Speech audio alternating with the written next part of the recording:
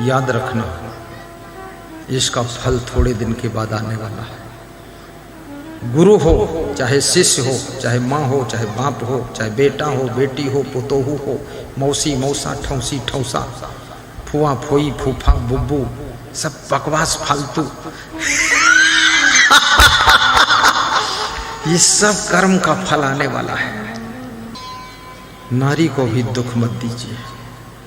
हर पति चाहता है मेरी पत्नी खूब खुश रहे, बिल्कुल गुलाब बाई बनकर रहे, चंद्रमा बाई रहे।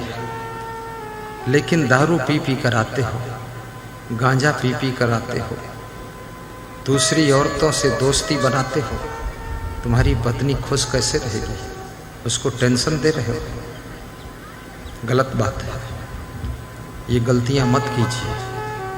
जिससे विवाह किया है वो उसके होकर रहिए। दूसरी औरतों में क्यों मोहित होते हो? दूसरे के पति में क्यों मोहित होती हो? ये तो हरहट गाय का काम है। हरहट गाय, हरहट भैंस, जौने घेस हम घास चराने गए जिस खेत हम उसमें नहीं चरती है, पड़ोसी के मक्का चर लेते, मक्का मुँह मारत है और मक्का वाला मुक्का मारत है। ये सब क्या बना रही है? इधर उधर चंचलता नहीं, कुछ नहीं रखा है। सच में कहूँ तो न पति में कुछ है, न पत्नी में कुछ है, न स्त्री में सुख है, न पुरुष में सुख है। अगर स्त्री में सुख होता तो पुरुष में क्यों ढूंढती, और पुरुष में सुख होता तो स्त्री में क्यों ढूंढता? और दोनों में दुख है और दोनों ढूंढ रहे हैं। तो दो भिखमंगा इकट्ठे हो जाए तो डबल भिखमंगा हो जाते हैं। तो दोनों दुखी आत्मा इकट्ठी होती है, इसलिए डबल दुखी होते। शादी करे के बाद दोनों रोवत है, अरे फंस गए ना, रो खो, डबल दुख हो गया। हाँ, वहां सुख कहाँ है? देश में रह करके देश के प्रति प्रेम ना हो, देश का सम्मान बढ़ाने के लिए, देश का गौरव ऊंचा करने के लिए और देश को यश प्रदान करने के लिए यदि हमारे हाथों से कोई कार्य नहीं हो सका तो हम देशभक्त नहीं कहला सकते। देशभक्त का मतलब होता है जिस देश में जन्म लिया बलिदान उसी पर हो जाए।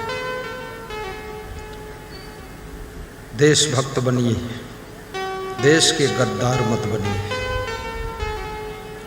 देश के लुटेरे मत बनिए।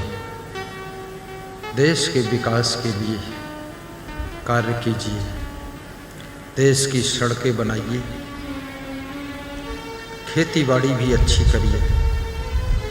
हर व्यक्ति की जवाबदारी है। देश के विकास में हर व्यक्ति का योगदान है। जो जहां है वो वहीं पर अपना अपना कर्तव्य ठीक से निभाए। जैसे मैं संत हूं, संत की भी देशभक्ति में हिस्सेदारी है। जिस देश में आप प्रवचन करते हैं, जिस देश में आप रोटी खाते हैं, जिस देश की धरती पर सोते हैं और जिस देश की सड़कों पर चलते हैं और जिस देश के सुगंधित फूलों की खुशबू लेते हैं, हे संत देवता, आपकी जिम्मेदारी है कि देशवासियों को भटकने से बचाना, देशवासियों को सही रास्ता बताना, देशवासियों को भक्ति की गंगा में डुबकी लगवाना, देशवासियों की बुराइयों को छुड़ाना और घर घर में सुख शांति की सुगंध फैलाना। ये संत देवता की जिम्मेदारी होती है। संत का सम्मान हम फोकट में नहीं करते हैं। इनको माला पहनाते हैं, संतों के चरण छूते हैं, संतों का आदर करते हैं। क्यों? इनका आशीर्वाद पाने के लिए, इनकी कृपा को लेने के लिए, इनकी वाणी को सुनने के लिए, इनके दर्शन के लिए, और ये मेरा कल्याण करे, इसलिए हम इनका आदर करते हैं। याद रखना, संत का अर्थ इतना नहीं है कि भोजन कर ले और सोता रहे, वो संत नहीं हो, कुंभकर्ण है। संत का अर्थ इतना ही नहीं है कि इधर उधर घूमता रहे, नहीं नहीं, उसका नाम घुमक्कड़ है, संत नहीं। संत वह है जो बिना उद्देश्य के ना तो एक कदम चलता है, ना एक विचार को अंदर लाता है, और ना तो हाथ से कुछ करता है। बड़े उद्देश्य के लिए वो हाथ आगे बढ़ाता है, कोई महान उद्देश्य को पूर्ण कर लिए कदम बढ़ाता है, और विश्व के कल्याण के लिए उसके मन में चिंतन होता है, उसी का नाम संत होता है।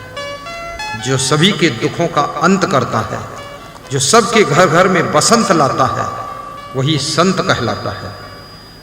आज देखिए, हमें शशिकांत जी, इंद्रदेव जी कह रहे थे कि गुरुदेव इस साल तो छोटा कार्यक्रम है, ये अगले साल बड़ा कार्यक्रम करने की इच्छा है। मैंने कहा इसको भी छोटा मत मानो, इसको ही बड़ा मान लो, और अगले साल करो ही मत, अगले के अगले में करो, एक साल रेस्ट भी लो, क्योंकि रोज आदमी को खीर खिलाओ तो खीर से भी मन उब जाता है, और हर साल प्रवचन करवाओ तो प्रवचन से चंदा देने से लोग उब जाते हैं। ये तो हर साल लगान जैसा देना पड़ रहा है, इसलिए एक साल गैप कर देना चाहिए। क्योंकि अमृत भी सीमा भर पीना चाहिए। पानी तो हर समय पिया जा सकता है, पर दूध हर समय नहीं पिया जा सकता है। प्रवचन तो बस इस साल हो जाएगा 2022 में, अब 2024 में होगा, 2023 में बकिया देरा में राम प्रवेश के यहाँ होगा, वहाँ सब चलेंगे लोग। संत की भी बहुत बड़ी जवाबदारी है, लोगों को समझने की आवश्यकता है। संत महात्मा जब आए, उनसे प्रवचन करवाइए, उनके दर्शन कीजिए, उनका आशीर्वाद लीजिए, और उनकी सेवा भी कीजिए, उनको भोजन भी खिलाइए, दाल चावल रोटी सब्जी, मालपुआ की जरूरत नहीं, तो मिल जाए तो छोड़ना भी नहीं, और ना मिले तो मांगना भी नहीं, और मालपुआ का कोई काम भी नहीं है, क्योंकि पूरी जिंदगी ही रसपुआ बनी हुई है। जीवन सभी को मिला है, जीवन जीना कौन सिखाएगा? माता पिता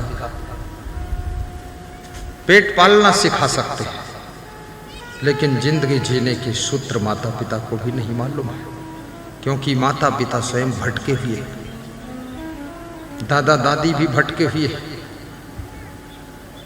और पति पत्नी भी भटके हुए। ये भटका हुआ मानव एक देवता है, भटकी हुई नारी देवी स्वरूपा है। इनको राह पर कौन लाएगा?